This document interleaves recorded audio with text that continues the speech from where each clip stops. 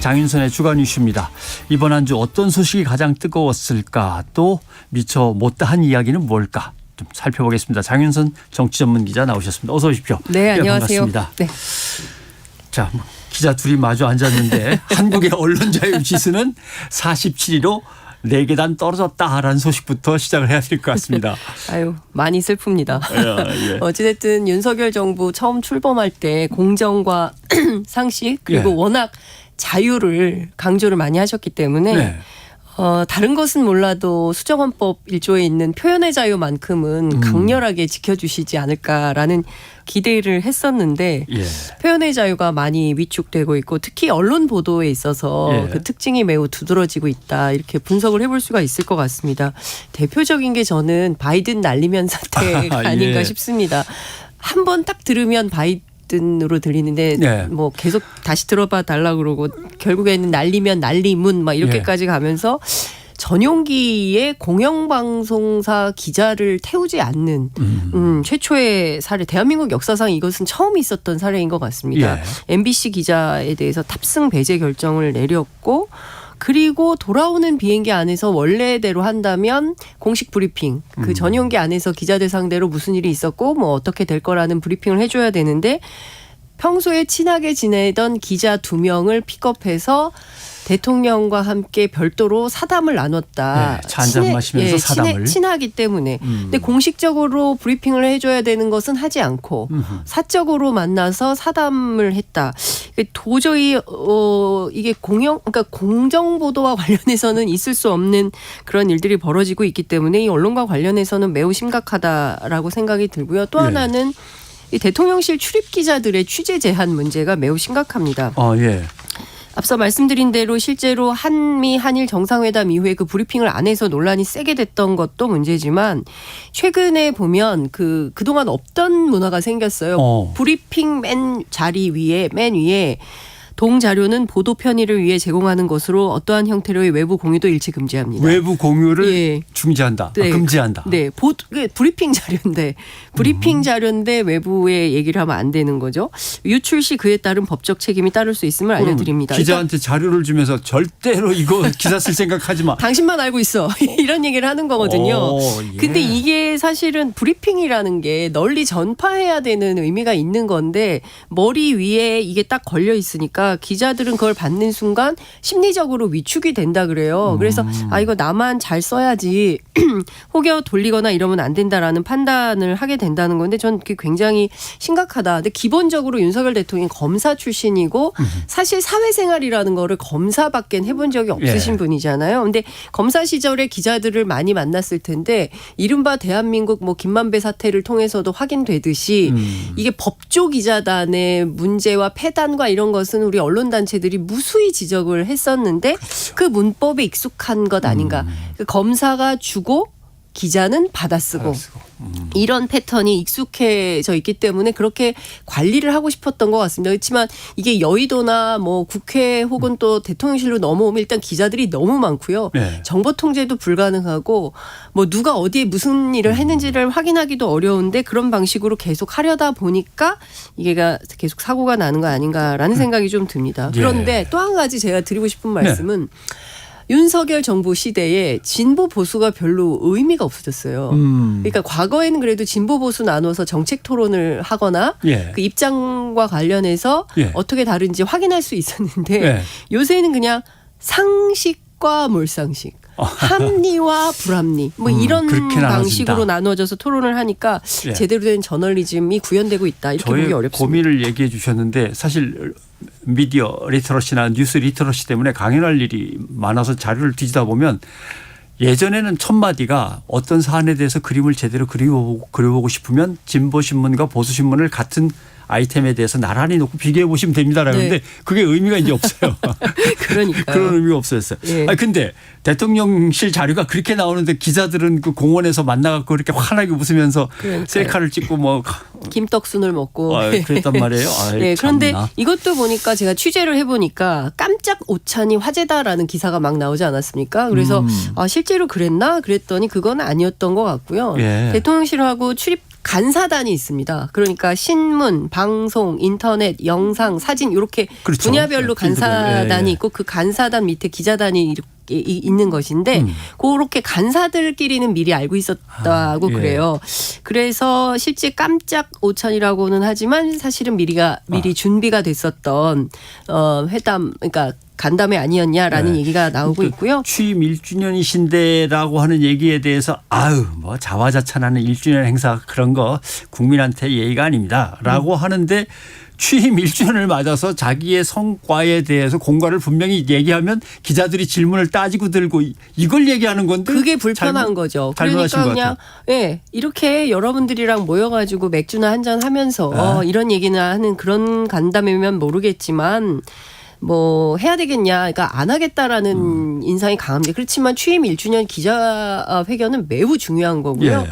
그리고 기자들은 질문하는 게 직업인 사람들이지 그렇죠. 않습니까? 예. 그러니까 지금 또 현안이 얼마나 많이 있습니까? 외교안보부터 시작해서 경제 이슈, 뭐 노동 등등에 대해서 묻고 사실 공직자로서 당연히 국민께 답변해야 될 의무도 있는 것인데요. 예. 근데 관련한 내용이 제기가 되어야 되는데 그냥 뭐 도어 스태핑 중단해서 안 보니까 좀 섭섭하죠. 앞으로 조금씩 나눠가지고 예. 내가 자리를 한번 마련하겠습니다. 인원이 적어야 내가 김치찌개도 끓여드리고 이렇게 하지 않겠냐. 좀 김치찌개 말고 다른 걸로 좀 해봅시다. 맨날 김치찌개 1년 내내 김치찌개. 계란말이도 계란말이 두 오므라이스. 가지는 오므라이스는 본인이 만들 줄 안다고 하신 건 아닌 것 같아요. 아닌 것 같고 좋아한다는 것 같습니다. 근데 근데 아까 시혜적 관점에서 이렇게 바라보는 건 매우 심각하죠. 예. 아니 장 기자가 얘기하신 게 그 얘기 같아서 지금 제일 신경 쓰이는 건데 네. 비행기 안에서도 그 내가 친한 기자 둘만 따로 불러서 한잔 하자고 그래. 이렇게 했는데 기자단을 모아놓고도 한꺼번에 다 김치찌개 끓이기가 어려우니까 몇 명씩 불러갖고 따로따로 만나게 했는데 또 자기가 나름대로 만나고 싶은 사람들만 만나다 보면 뭐 그걸 갖다가 열 몇 개 그룹으로 나눌 수 있는 건 아니잖아요. 그렇습니다. 한 두어 번 하다가 많은 건데 그렇죠. 결국 다 안 맞는다는 얘기가 되는 것 같아서. 이게 중요한 것은 저는 공식과 비공식을 좀 나눠서 공식적으로 해야 되는 역할은 반드시 해야 되는 거 예. 아니겠습니까? 근데 비공식으로 그냥 모여서 맥주나 한 잔 마시고 뭐 김밥, 떡볶이, 순대 먹고 뭐 그냥 몇 그룹을 나눠서 그냥 사담하듯이 얘기를 하고 이렇게 하기에는 국가의 중대사가 너무나 많이 밀려 있고요. 현안이 많기 때문에 이건 좀 안 된다. 도어 스태핑도 사실은 하다가 말았지 않습니까? 예, 예. 근데 이것도 사실은 본인의 공약이었고 그리고 초반에 이게 제일 잘한다라는 평가를 받았었어요. 그렇죠. 내세웠던 성과죠. 예, 예. 그렇습니다.만 지금 이런 상황이기 때문에 언론 지수는 당연히 내려갈 수밖에 없다 이런 생각이 좀 듭니다. 뭐 대통령실이나 국민의힘이나 말씀을 드리자면 다시 뭐 그럼 도어 스태핑 하지 뭐라고 해서 내가 얘기해 주면 될 거 아니야라고 하는데 소통이나 커뮤니케이션에서 제일 중요한 거는 전달하는 메시지가 아니라 그때까지의 과정이거든요. 그렇습니다. 자기 마음대로 그만뒀다가 자기 마음대로 한다 그랬다가 몇 명만 오라 그랬다가 뭐 이 과정에서 진정성이 안 보이면 커뮤니케이션이 깨지는 건데 그렇습니다. 근데 기자들이 이 커뮤니케이션이 우리가 완전히 깨지고 있다는 걸 갖다가 인식을 했다면 뭐 항의도 좀 하고 그래서 기자단이 있는 거 아닙니까? 그렇습니다. 개별적으로 근데 말하기 과거에는 뭐하니까. 사실 그런 기자단이 사실은 셌죠. 그리고 이제 기자들이 묻고 싶은 거 있을 때 당국자 오라고 그래서 설명도 예, 듣고, 설명 듣고. 문 닫고 설명합시다 뭐 이런 것도 하고 그랬었는데 요새는 또 그런 분위기는 아닌 것 아닌 것 같습니다. 같아요. 그리고 또 네. 윤석열 정부 초반이기 때문에 어쨌든 이제 앞으로 향후 4년 취재해야 되는데 네. 대통령실하고 척지면 여러 가지로 곤란하다. 그래서 뭐 좀 그렇게 가는 것 같습니다. 예를 들면 검찰 취재 기자를 할 때도 네. 검찰총장이 직접 설명해야지 하고 막 기자단에서 으쌰으쌰 하면은 결국은 그렇죠. 차장 검사가 나오죠. 맞습니다. 검찰총장은 예, 안 나오지만 예. 차장 검사라도 와서 설명을 하고 가고 뭐 이런 분위기가 있었는데 요새 공기관 취재는 그런 게 아닌 것 같아서. 그래서 많이 아쉽습니다. 사실은 이제 그런 게 가능해야 되거든요. 이제 예. 기자들이 사실은 그냥 직업으로서의 기자가 아니라 국민을 대신해서 묻는 직업이기 때문에 맞습니다. 기자들이 좀 기계를 가지고 열심히 했으면 좋겠습니다. 네. 그리고 한입뉴스에서 아까 조금 다루다가 다는 못 다뤄서 조금 미진한 게 있는데 네. 방송통신위원장을 좀 내보냈으면 좋겠다라고 하는 겁니까? 정부가 면직을 추진하고 대통령은 재가를 할 것 같다라는 얘기가 계속 나와서 빨리 하고 그냥 알아서 나가라 이런 뜻인가요? 그런데 잘 아시는 것처럼 의원 면직의 경우에는 본인의 의사에 따라서 사직을 한 경우고 예. 징계 면직의 경우에는 공무원의 비행이 있을 때 징계위원회 의결을 거쳐서 임명권자가 파면하는 경우 이렇게 사전적 정의가 되어 있는 상황인데요. 이 관련해서 그러면은 지금 면직안을 어떻게 통과시킬 것이냐 관련해서 제가 취재를 해보니까 일단 공무원법상 국가공무원법상 적용 대상이 되지 않는다라는 얘기를 하고 있습니다. 방송통신위원장은 공무원법상에 적용이 안 왜냐하면 된다. 그 방송통신위원장의 경우에는 정무직 공무원에 해당되지 않습니까? 예. 정무직 공무원의 경우에는 공무원법상 그 일반 공무원에 해당되지 않기 때문에 이 법에 적용을 받지 않는다라는 얘기를 하고 있는 것입니다. 그렇기 네. 때문에 인사혁신처에서 관련 내용을 검토한다고 하긴 하지만 이게 가능하냐 경우에 따라서는 불법 위법 논란이 발생할 수 있을 것 같고요. 네. 관련해서 민주당에서 예컨대 대통령이 면직 처분 결정을 내리면 곧바로 고발 조치하고 그리고 가처분 신청을 내서 그 내용이 불가능한 정도로 하겠다라고 오늘 민주당 전략위원장으로부터 제가 취재한 내용을 받았습니다. 예. 그러니까 지금 본인의 의사가 아닌 경우 그리고 금고 이상의 형을 확정받지 않은 경우에 본인의 의사에 반해서 해임할 수 없다. 만약에 이 경우에 해당이 된다면 이상민 장관처럼 예. 탄핵에 아하. 그 트랙을 밟아야 된다는 거예요. 그러니까 탄핵 심판을 통해서는 할 수 있지만 면직 처분을 하는 것은 불가능하다라는 얘기가 나오고 있습니다. 예. 특히 임기가 보장된 위원장이기 때문에 그렇고 무엇보다 7월 말에 임기가 끝납니다. 예. 2달도 안 남았어요. 2달도 안 남은 사람을 왜 이렇게 하느냐라고 보면 실제로는 정부 차원에서 방송장악의 의미가 더 강한 거 아니냐. 이를테면은 공영방송에서 최근에 저도 좌파 패널이라고 파란색으로 언더라인 해가지고 KBS에 문제가 있다는 거 아닙니까? 날마다 이렇게 보도를 조선일보가 하고 있던데요. 저는 민주당이 아닙니다. 오늘 제가 파란색을 입었네요. 여하튼 민주당도 아니고 민주당에 대해서 너무 비판적으로 얘기해서 민주당 사람들이 별로 안 좋아해요. 근데 예. 어찌됐든 임의로 그렇게 하는 게 오히려 더 명예훼손의 혐의가 있다. 이런 비판도 가능할 것 같고요.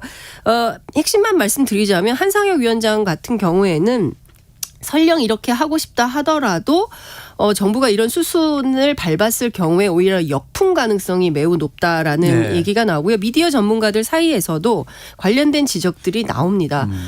과거처럼 정부가 방송 장악을 위해서 공영방송 사장 날리고 그다음에 수순대로 이렇게 프로그램 쭉쭉쭉 정리하고 이런 과정이 실제로 예전처럼 이게 이명박 정부 때 그런 일이 많이 있지 않았습니까? 예. 그래서 논란도 많이 됐었는데요. 그렇게 되기는 쉽지 않다라는 전망이 나옵니다. 정권이 바뀌면 바로 손댈 수 있는 구조가 마련되어 있는 게 공영방송 체제입니다. 이건 네. 대통령이 임명하는 것들이 워낙 많기 그렇습니다. 때문에. 근데 공영방송에 대한 어떤 통제를 갖다 완성하려면 방송통신위원회가 뭔가 협조를 해야 되는데 거기에서 걸리고 방송을 빨리 그렇게 장악해야 어떤 기준이 세워지고 거기에 이제 다른 신문과 인터넷 신문들이 이제 맞춰가는 네. 건데 총선이 얼마 안 남아서 바쁠 겁니다. 그래도. 그렇습니다. 네. 그리고 지금 이제 방통위가 지금 3분 체제인데 여기서 한 분을 더 임명을 했어요. 바로 네. 대통령 몫인데 그분을 방통위 부위원장으로 내정을 하려고 한다라는 이제 소문이 있는 그런 보도도 있는데요. 근데 대통령이 임명하지 않습니까? 방통위원장을. 네. 근데 부위원장마저 대통령 몫으로 하면 균형을 맞출 수가 없지 않습니까? 예. 그래서 통상 과거에는 부위원장을 국회 추천 몫으로 했다는 거예요. 예. 그래서 균형을 맞추는 거죠. 정부와 국회가. 예. 그런데 그런 방식이 아닌 방향으로 가려고 한다면 그 역시도 제동이 걸릴 것이다. 이런 얘기가 나오고 있습니다. 네. 자, 이제 좀 국제적인 이슈로 가보겠습니다. 네. 한국과 일본 두 나라의 정상이 이제 52일 만에 만난다고 화제가 되고 있습니다. 그런데 기시다 총리 얘기한 것. 윤 대통령의 용기 있는 결단을 높이 평가하며 보답하는 마음으로 내가 간다. 그러니까 외교적인 이제 네, 수사죠. 레토릭일 것 같고 왜 이렇게 일찍 서둘러서 올까요? 분석을 해보면 외교안보 전문가들 취재를 해보면 실제로 5월 19일부터 21일까지 히로시마에서 G7 회의가 열리고 이 자리에서 예. 한미일 정상이 만나기 때문에 그렇게 서둘러서 올 이유가 없다. 왜 이렇게 오려고 하느냐. 이것은 기시다의 의욕이 그만큼 크다는 것을 반증한다라는 얘기를 하고 있습니다. 무슨 얘기냐면 지난번 한일 회담 때 윤석열 대통령의 이른바 퍼주기 외교 논란이 심각하게 일지 않았습니까? 물컵의 반잔 도대체 이거 언제 채우냐. 물컵의 반잔을 엎은 거 아니냐 이런 비판이 굉장히 많이 나왔었는데요. 그러면 기시다 총리가 와서 이 물컵의 반잔을 채워주는 핵심이 과거사와 관련돼서 특히 이 강제징용 배상과 관련해서 진정성 있는 사과와 반성 뭐 이런 메시지가 나와야 되는데 과연 그럴 것이냐라는 의문이 지금 제기가 되고 있는 상황인데요. 현재 돌아가는 상황을 종합을 해보면 오히려 기시다가 우리에게 어떤 사과와 반성의 의미를 담은 메시지를 발표한다기보다는 현재 진행되고 있는 인태, 우리는 과거에 아태 전략이었습니다. 예. 아시아 태평양 전략. 그런데 이게 인태, 인도 태평양 해양 전략으로 바뀌고 있죠. 그래서 한미일 안보 협력을 확대 강화하는 방안에다가 플러스 일본의 정상국가, 그러니까 전쟁이 가능한 정상국가, 보통국가로 가려고 하는 게 아베부터 계속 지속된 자민당의 노선 아니겠습니까? 이런 안보 이익, 거기에다가 후쿠시마 오염수 방출이라는 경제적 이익까지 받으려고 오는 것이다. 그러니까 우리가 물잔의 반컵을 채우는 게 아니라 오히려 이 채워져 있는 반컵에다가 더 엎어서 가져가려고 하는 거 아니냐라는 우려 섞인 분석이 전망이 지금 나오고 있는 이런 상황인 것입니다. 아무튼 기시다 총리는 지지율은 잘 올라가고 있어요. 기시다 총리는 원래 20%대였어요. 네. 그러다가 한일 회담을 기화로 해서 40%대, 최근에는 50%대까지 올라가고 있고요. 거기에다가 덧붙여서 앞서 말씀드린 대로 G7이 성공적으로 끝난다고 하면 60% 이상 돌파할 가능성이 매우 높다라는 예측이 일본 언론에서 나오고 있고요. 이렇게 되면 기시다가 권력의 기반을 다지려고 중의원을 해산하고 총선을 치를 가능성이 있다. 이런 전망까지도 나오고 있습니다. 윤석열 대통령 덕분에 기시다 총리가 매우 신났다. 이런 얘기가 나옵니다. 기시다 총리의 지지율이 올라가는 만큼 우리는 미치거나 손해보고 있다. 이렇게 생각할 수도 있는 문제여서. 그렇습니다. 이거 참. 그런데 네. 와서 논의를 하는데 공동선언을 진짜 선언문을 안 내고 끝낼 것이냐. 네. 도대체 후쿠시마 오염수는 얘기를 할 거냐 말 거냐. 아직도 궁금한 것들이 잔뜩 남아 있습니다. 예, 지금 이제 앞서 말씀드린 대로 그 한미일 안보 협력이 가능한 거냐. 그러니까 일종의 이제 군사 동맹으로 갈 수 있냐. 왜냐하면 독도 문제 때문에 그렇습니다.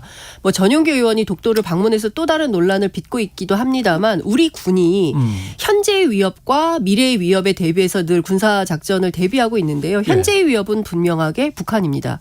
그럼 미래의 위협은 누구냐? 일본이 포함되어 있습니다. 예. 일본이 왜 있냐? 독도 때문에 이게 국토 분쟁을 겪고 있는 양국 사이에 어떻게 동맹이 가능하냐? 동맹이라는 것은 전쟁이 나면 함께 싸우는 군사적 측면도 포함이 되는 것인데 과연 우리가 일본과 그렇게 할 수 있는 것이냐에 대해서 우리 군 당국도 의문부호를 표하고 있는 이런 상황이 되고 있어서요. 이 독도 문제도 있고 앞서 말씀하신 대로 후쿠시마 오염수 방출 문제와 관련해서는 우리뿐만 아니라 중국 그리고 다른 나라들도 다 반대하고 있습니다. 심지어 중국 같은 경우에는 그 외교부 대변인이 논평을 통해서 태평양은 일본의 하수도가 아니다. 하수도가 아니다. 라는 말을 직격탄으로 던진 적도 있습니다. 그 정도로 이 지역에 이 바다와 관련된 해양과 관련돼서 얼마나 예민하고 촉각이 곤두서는 이슈입니까? 그런데 우리가 협상 테이블을 만들어서 한일 간의 논의를 시작한다라고 결정이 된다면 그것은 경우에 따라서는 받아준다는 차원에서의 의미도 있는 것이 아니냐라고 해서 또 다른 논란이 될 수도 있을 것 같아서 우려스럽습니다. 국민들은 막 불안해하는 게 독도 문제와 관련해서는 이명박 대통령 정부 때 저쪽에서 독도를 잠깐 일본 영역으로 해서 이렇게 표시를 제대로 할까요라고 물으니까 아직은 좀 때가 아니니까 좀 기다려달라 이런 투로 얘기를 했다. 그래서 그것도 이제 불안해하는 것 중에 하나고 후쿠시마 오염수는 당장 국민 건강과 관련돼서 직결된 문제라 불안해하는데 아무것도 확실한 답은 나오지 않고 국제원자력기구의 뜻을 존중하겠습니다. 근데 국제원자력기구는 일본이 방류해도 뭐 상관없습니다. 이미 이렇게 결론을 내리는 것 같고. 오랫동안 작업을 되는 게 했습니다. 하나도 없어요. IAEA는 일본이 굉장히 공을 많이 들였고요. 돈도 제일 많이 내는 나라고요. 역시. 네, 그리고 전직 그 직전 사무총장이 일본 사람이기도 했습니다. 그렇기 때문에 물론 그 공신력이 있는 그 핵 관련 기구이기는 합니다만 관련해서 주변국과 우리의 입장이 분명하게 반영될 수 있는 결과를 내놓을 수 있는 것이냐에 대해서는 계속 의문이 있는 것이고요. 중요한 포인트는 그럼에도 불구하고 우리 대통령실이 한일 셔틀 외교의 복원 됐다라고 예. 강조를 할 것 같은데요. 문제는 셔틀 외교를 왜 하냐. 이걸 통해서 예. 우리에게 돌아올 국익은 무엇이냐. 외교적 이익, 안보적 이익, 그것은 무엇인지 그에 대한 답을 좀 해야 되지 않을까 싶습니다. 글쎄요. 근데 얘기를 꺼내셨으니까 마저 저도 얘기를 하면 왜 셔틀 외교인지를 제가 잘 아직은 이해를 못합니다. 근데 셔틀 외교라고 하는 것은 A와 B가 싸우기 때문에 C가 중간에서 왔다 갔다 하면서 중재를 하는 걸 셔틀 외교라고 그러는데 네. 기자들이 좀 잘못 이해를 하고 있나 보다라고 하는데 대통령실 자료에 대통령실에서 계속. 셔틀 외교라고 돼 네, 있더라고요. 맞습니다. 그래서 미국의 예를 들면 외교장관이 한국과 일본 사이를 갖다 오고 왔다 갔다. 가면서 한미일 동맹을 완성시키려 한다. 이렇게 되면 그게 셔틀 외교인데 두 나라 정상이 공식적으로 오고 왔다 갔다. 있는데 셔틀버스 타고 왔다 갔다 한다고 이게 격화시켜서 얘기를 하면 곤란한데 네. 좀 대통령실부터 이거 좀 시정을 좀 해 주십시오. 셔틀 외교는 그런 거 쓰는 거 아닙니다. 지금이라도 나무 위키라도 한번 찾아보시든지 하시면 됩니다. 네. 자, 그런데 정상회담 결과는 뭐 우리한테 이렇게 좋게 나올 거가 많지는 않아 보이네요. 결론적으로. 그 지금 이슈가 되는 게 너무나 많이 있고요. 뭐 앞서 말씀하신 대로 그 셔틀 외교 복원 말고는 지금 어찌됐든 과거사 관련해서 일본에서 나오는 내용을 뭐 일본에 있는 그 일본 학자, 정치학자 그리고 한국에 있는 일본 학자들 얘기를 취재를 해보면 과거사와 관련해서 특히 강제징용 배상 문제와 관련해서 기시다 총리가 우리가 원하는 방식의 사죄나 반성은 없을 것이다. 기존의 내각의 입장을 계속 이어간다는 수준에서 더 나아가지는 않을 것이다라는 이 전망이 나오고 있고요. 네. 오염수 관련해서도 일본이 상당히 원하지만 우리 입장에서는 또 그것을 즉각적으로 수용하기 어려운 이런 상황이기 때문에 실제로는 손에 잡히는 어떤 성과, 외교적 성과를 얻기는 매우 어렵다라는 것이고요. 또 하나는 7일 날 오는 기시다가 8일 날 한국의 여야 의원들과의 만남을 요청했다는 보도가 오늘 동아일보를 통해서 나왔는데요. 관련해서 제가 취재를 해보니까 뭐 국민의힘은 참석을 고려하고 있는데 민주당은 아직 참석 여부를 결정하지 못했다라는 내용이 나와서 정말 그런가라고 해서 확인 취재를 해봤더니 당의 원내수석 그리고 전략위원장 등이 공식적으로 요청이 없다는 겁니다. 공식적으로 아직 요청이 온 것이 없고 예컨대 요청이 오면 반드시 만날 것이다. 요청이 오면 우린 바로 간다. 가서 어떻게 할 거냐라고 물어보니까 아니 지금 할 얘기가 너무 많다는 거죠. 강제동원 문제, 후쿠시마 오염수 방출 문제, 독도 문제, 그렇죠. 교과서 문제 그리고 위안부 할머니들과 또 소녀상 문제 등등 해서 할 얘기가 너무 많다. 우리는 반드시 만날 것이다. 이런 얘기를 하고 있습니다. 예, 알겠습니다. 자, 그럼 지금 정치권 얘기가 잠깐 나왔는데 계속 이어간다면 우선 국민의힘은 사실 내용을 겪고 있는 중입니다. 네. 특히 중심 인물이 태영호 최고위원인데 제주 4.3 관련 발언 때문에 문제가 됐죠. JMS 당이라고 민주당을 또 제1야당을 폄하했다가 문제가 되고 내부 회의 녹취록이 또 유출된 데다가 쪼개기 후원금까지 줄줄이인데 당내에서는 중징계가 나옵니까 확실하게? 네, 당 관계자들 취재를 해보면 더 세게 할 수밖에 없다. 그러니까 태영호 최고가 물러서지 않겠다라는 내용의 글을 올리고 기자회견을 하지 않았습니까? 뭐 앞으로 당당하게 물러서지 않겠다라는 얘기를 했는데 그렇다면 우리는 더 세게 나갈 수밖에 없다라는 얘기를 하고 있습니다. 중징계에 갈 수밖에 없다라는 것인데요. 근데 당 내부에 굉장히 고민이 많아 보입니다. 왜냐하면요, 우선 예컨대 당원권 정지 1년을 만약에 내린다고 한다면 태영호 최고가 조용히 물러날까? 아닐 것이다 라는 얘기가 나오고 있고요. 예컨대 태영호 최고위원 말고 다른 최고위원들에게도 비슷한 얘기를 이진복 수석이 했다면 그러면 그래서 그게 공개가 된다면 그땐 또 어떻게 될까? 이런 고민. 그리고 이준석 대표 말대로 지금 윤리위만 소집해서 태영호 최고만 딱 징계를 하고 끝나면 되는 일이냐라는 얘기들. 그러니까 영남의 한 중진은 제가 취재를 했더니 뭐라고 얘기를 하냐면 지금 이게 사실이라면 국민의힘 의원들의 일거수일투족을 다 체크를 해가지고 공천에 개입하겠다는 거 아니냐. 엄연한 삼권 분립 국가에서 입법부의 권위는 완전히 실종되는 이런 상황인데 이게 뭐냐. 이게 말이 되느냐라는 얘기를 하고 있고요. 지금 우리 당의 가장 큰 문제, 우리 당이라고 하는 것은 국민의힘을 말합니다. 가장 큰 문제가 뭐냐면 용산이 우리 당의 모든 분야에 간섭하고 용산의 허락 없이는 아무것도 못하니까 이게 문제다. 그래서 우리 당 지지율이 안 올라요. 이런 얘기를 하고 있습니다.